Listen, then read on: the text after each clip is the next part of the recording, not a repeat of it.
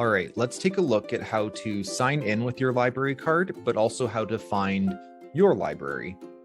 So I'm on my Android device here, and this will work for Apple products as well, but I'm going to click into the Libby app.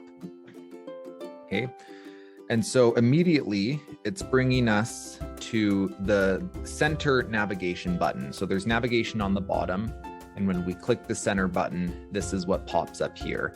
And we can see that under your libraries, we don't have any libraries added and we don't have any library cards added.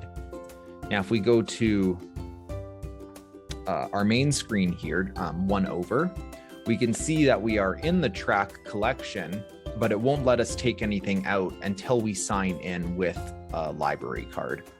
So I'm going to go back to the middle and I'm going to click no cards so that we can sign in. I'm going to click add a card.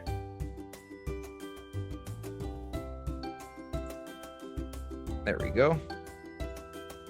Sign in with my card. So it's asking us which library we want to sign in with. So we can choose between the Track Consortium, which is what Peace Library System is a part of. So we're going to choose that one.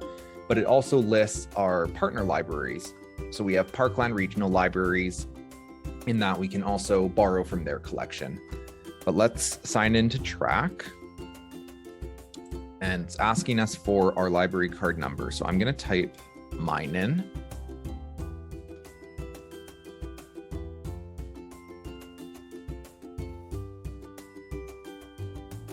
And then hit next. And it's asking for our 4-digit PIN. All right. It says, okay, you're signed in. Here is your library card. So I'm going to hit next. You could also rename the card, maybe name it track card or in the location that you're at.